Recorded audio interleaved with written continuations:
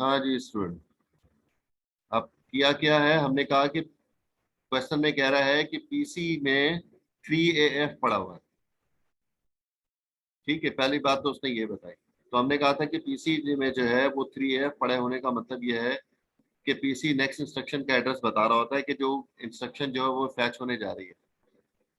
ठीक है, और 3AF लोकेशन पे क्या पड़ा हुआ है वो भी उसने सवाल में दिया है कि 93 2E पड़ा हुआ है, ये उसने बताया।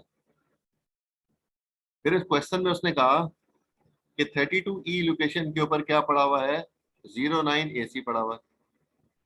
फिर उसने क्वेश्चन में कहा कि 9AC पे क्या पड़ा हुआ है, 8B9F पड़ा हुआ है, 8B9F पड़ा। फिर सवाल में ही उसने बताया कि एसी में क्या पड़ा हुआ है, 7EC3। ये सारी की सारी वैल्यूज जो है वो क्वेश्चन में डाली हुई है। फिर उसके बाद वो कह रहा है कि what is the instruction that will be fetch and execute next. तो अब इस डेटा की बुनियाद पर आप मुझे बता दें कि कौन सी इंस्ट्रक्शन जो है वो फैच होने जा रहे हैं। तो उसका मतलब ये हुआ कि अब मुझे जो है वो ये जो 932E लिखा हुआ है, ये जो है वो यहां से उठा के मुझे कहाँ डालनी है, इंस्ट्रक्शन रजिस्टर में।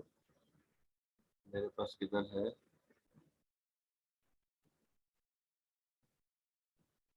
इंस्ट्रक्शन रजिस्टर में।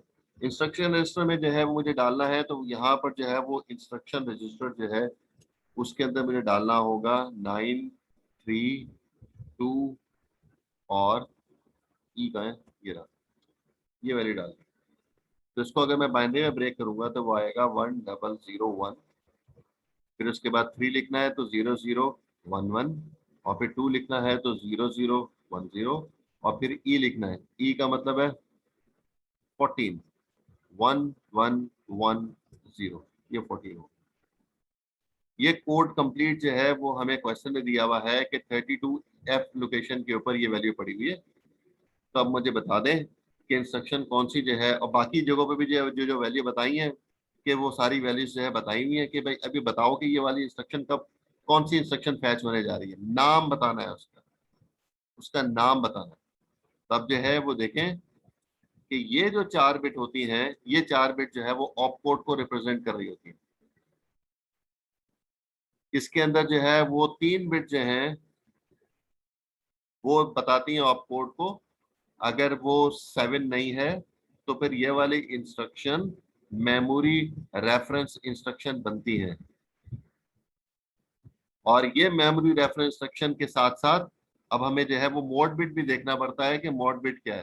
तो मोड बिट अगर 1 है तो इसका मतलब ये हुआ कि ये 4 बिट रिप्रेजेंट कर रही हैं कि ये मेमोरी रेफरेंस इंस्ट्रक्शन है और इनडायरेक्ट इंस्ट्रक्शन है। यहां तक अगर किसी को बात समझ में ना आई हो तो पूछ सकते हैं।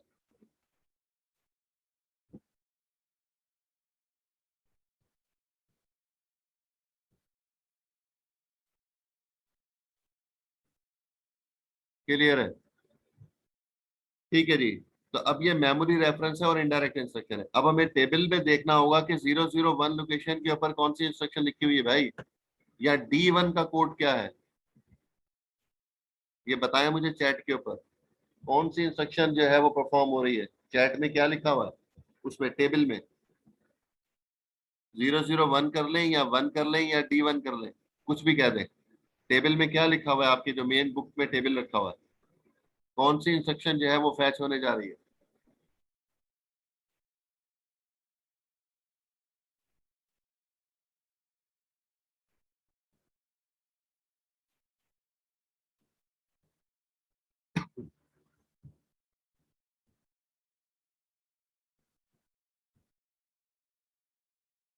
क्या हो गया भाई, कोई भी जवाब नहीं दे रहा, सो गए सारे क्या? समीद रजी।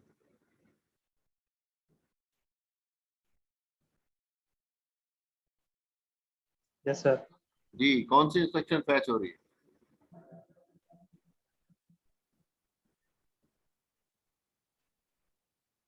001 पे। 001 कौन सी है? ऐड करूं, सब्ट्रैक्ट करूं, मल्टीप्लाई करूं, डिवाइड करूं, जोर करूं, ऐड नोट होगा करूं, सर। इंटरप्ट करूं, क्या करें? ऐड हो रहा है ऐड हो रहा है, कैसे पता चला ऐड हो रहा है? सर। 001 का जो है वो ऐड है। अरे डायग्राम को छोड़ दे, सामने जो लिखी हुई है उसको छोड़े, आप समझाएं मुझे। 001 कहाँ से आपने देखा कि ऐड हो रहा है? टेबल नंबर कौन सा है? 5.2। 5.2। मैं देखता हूँ बुक खोल के। 5.2 है। अच्छा, यहाँ तो कहीं नहीं लिखा हुआ 5.2।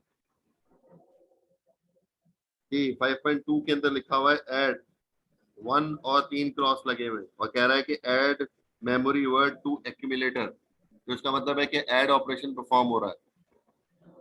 5.6 नहीं है, 5.2 है भाई। सर 5.6 भी मैंने 5.2 ही बोला है। नहीं, कोई और जो है 5.6 भी बोल रहा है ना। 5.6 भी टेबल देख लेते हैं कहाँ पे।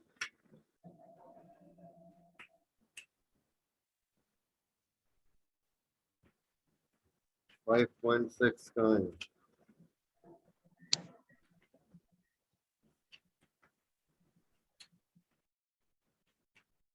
अरे 6 आ जाओ टेबल। 5.6 से भी पता चल रहा है, ठीक है। 5.6 में तो पूरी समरी मौजूद है। यस, 5.6 में तो पूरी पूरी पूरे चैप्टर की समरी मौजूद है। 5.6 से भी देख सकते हैं, नहीं तो जो है वो 5.2 वाले टेबल से भी आप देख सकते हैं कि वो ऐड ऑपरेशन परफॉर्म हो रहा है, लेकिन इनडायरेक्ट इंस्ट्रक्शन है। तो इनडायरेक्ट इंस्ट्रक्शन का मतलब है कि मुझे 2 दफा जंप करना पड़ता है ऑपरेंड के लिए। ऑपरेंड की लोकेशन क्या है भाई? ऑपरेंड की लोकेशन ये रही, ये हो सकती है। 12 बिट यही होता है ना, ए आर। तो ये ए आर क्या बन रहा है? 32 ई। ये 32 ई क्वेश्चन में दिया हुआ है उन्होंने। तो 32 ई जो है वो क्वेश्चन में दिया हुआ है, इसलिए हम 32 ई लोकेशन पे गए। ये रही 32 ई लोकेशन पर, और वहां से जाकर जो है वो हमने जो है वो डेटा उठा लिया। क्या ये ऑपरेंड क्या ये ऑपरेंड का एड्रेस है 32 ई? Yes, no? निशान?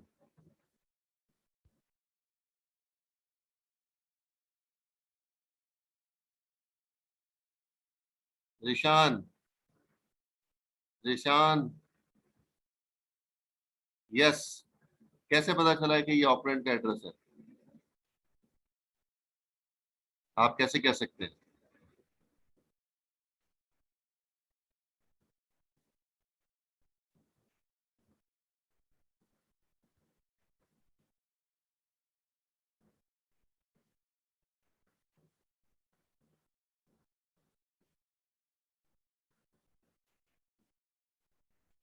भाई इनडायरेक्ट एड्रेसिंग का मतलब आप समझें। आप लोगों ने नहीं देखा अभी तक इनडायरेक्ट एड्रेसिंग, बाकी दो तीन ने जो है वो कहा है नो। तो नो वाला आंसर सही है, यस वाला आंसर गलत है।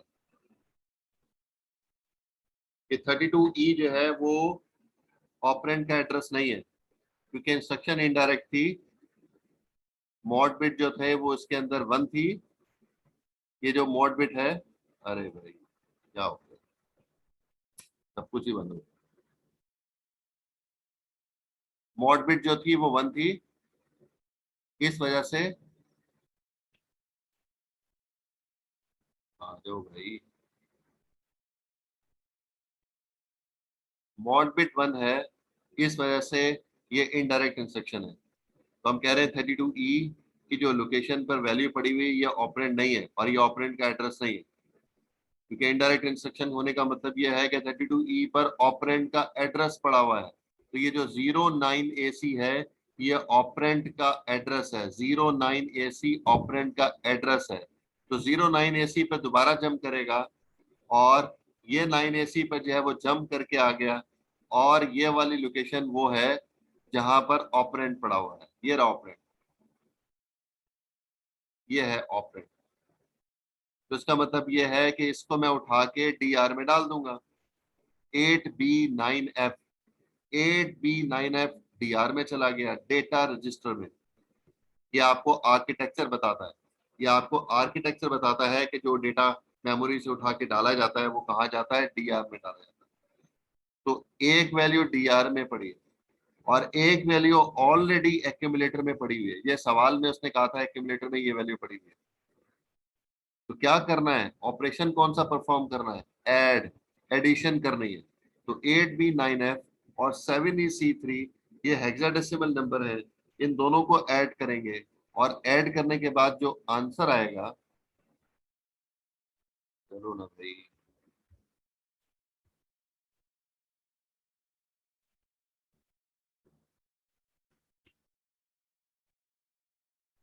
जो आंसर आएगा वो ये आंसर जो है उसके साथ कैरी भी क्रिएट हुआ है, साथ में ओवरफ्लो भी हुआ है, आंसर 17 बिट का आया है।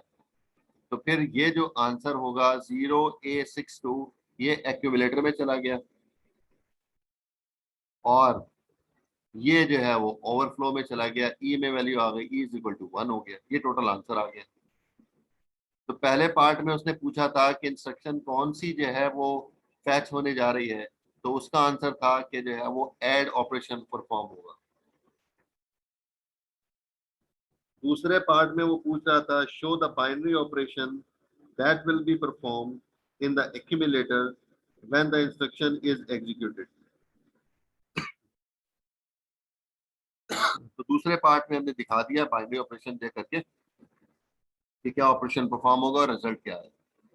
और सी पार्ट के अंदर पूछ रहा है give the content of the register PC. Instruction जब एग्जीक्यूट हो जाएगी तो पीसी में क्या आएगा, वो ए आर में क्या आएगा, वो डी आर में क्या आएगा, एक्यूमुलेटर में क्या आएगा और आई आर में क्या आएगा, इन हेक्साडेसिमल।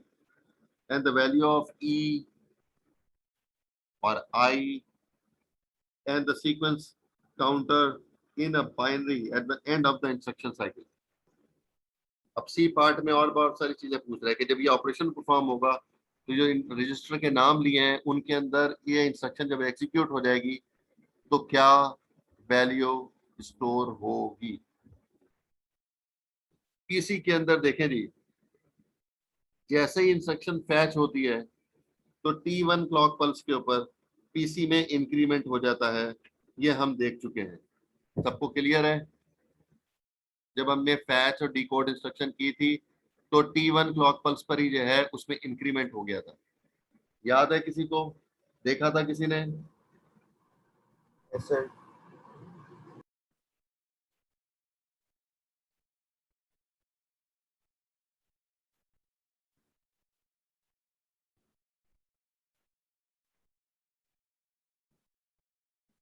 कहाँ है वो इंस्ट्रक्शन?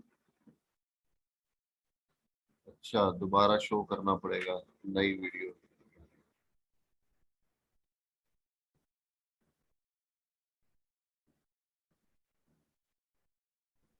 चलो ना भाई,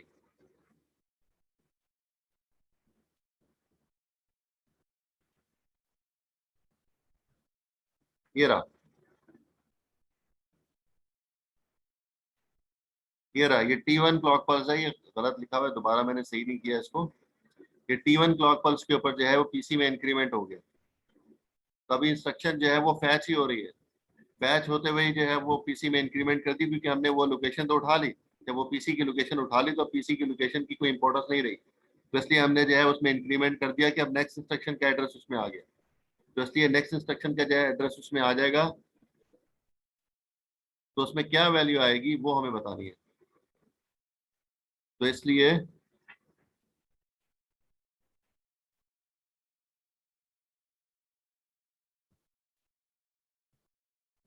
पीसी में जो वैल्यू पड़ी हुई है, पीसी में ये वैल्यू पड़ी हुई थी 3AF। ये हम क्वेश्चन में उसने बताया था पीसी में ये वैल्यू पड़ी हुई है। तो जैसे ही इंस्ट्रक्शन फैच होगी तब तो एग्जीक्यूट हो रही है, तो उसमें जो है वो इंक्रीमेंट हो चुका है और वो इंक्रीमेंट होके क्या आएगा, अगली इंस्ट्रक्शन उसने ये वाली लोड कर दी। ए आर में क्या आएगा, ए आर में हमने बता दिया कि 9AC था, क्योंकि जब हमने इंस्ट्रक्शन रजिस्टर में वैल्यू डाली तो हमने कहा था कि 9AC जो है वहां पर पड़ा हुआ है ए आर में।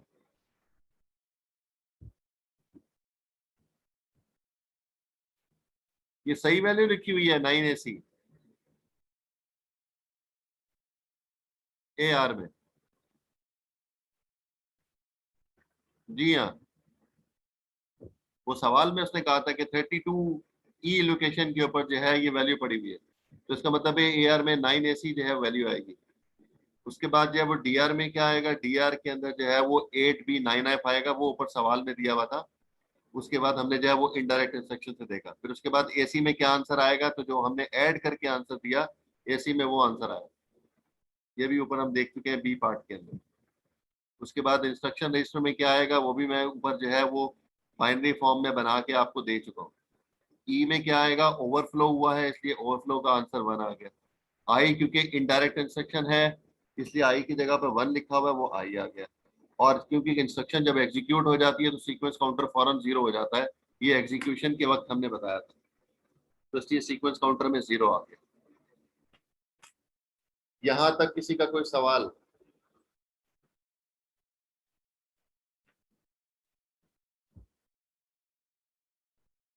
इस सवाल को सॉल्व करने के लिए चैप्टर का पढ़ना बहुत ज्यादा जरूरी है, पूरे आर्किटेक्चर का समझना जरूरी है, इंस्ट्रक्शन साइकिल का समझना जरूरी है। तो तब जाकर आप ये काम परफॉर्म कर सकते हैं। जिन लोगों ने चैप्टर नहीं पढ़ा समझ के, वो ये वाला क्वेश्चन सॉल्व नहीं कर सकते हैं। तो ये तो एक एग्जांपल है, इस तरह के बहुत सारे क्वेश्चन जो है वो क्रिएट किए जा सकते हैं।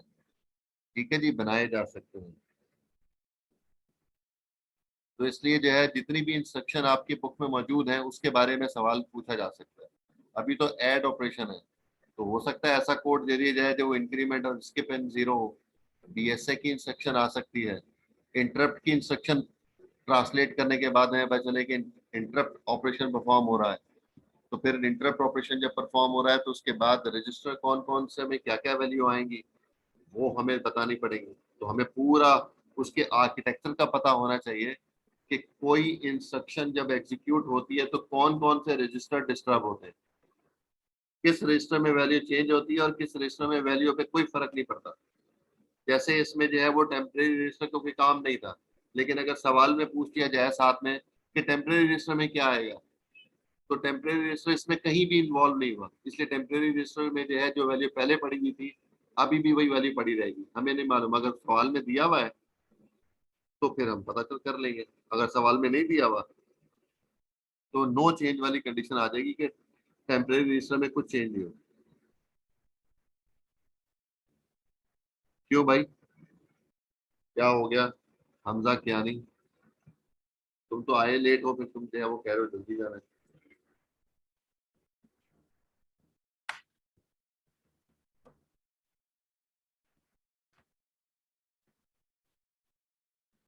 तो अब करना ये है आपने कि इसकी पूरी की पूरी एक्सरसाइज आपने सॉल्व करनी है। तो जब पूरी एक्सरसाइज सॉल्व कर लेंगे तो आपको समझ में आएगा कि आपने कितना चैप्टर अंडरस्टैंड किया है। अगर सवाल नहीं समझ में आ रहे हैं तो फिर चैप्टर समझना, आपको दोबारा से चैप्टर को पढ़ना पड़ेगा। क्वेश्चंस को पढ़ें, एक्सरसाइज सॉल्व करें, फिर उसके बाद चीजें समझ में आएंगी। मोहम्मद शमीर मौजूद है क्लास में? नहीं। Nishan Yaseen? Present sir. Okay ji. Mohammad Hammad Abid?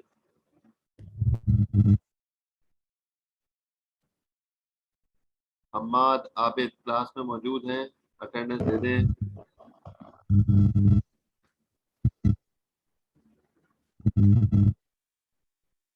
भाई कोई आवाज नहीं आ रही है हम्माद आबिद तुम्हें? नबिया हनीफ, सकीना इस्लाम, अब्दुल वहाब,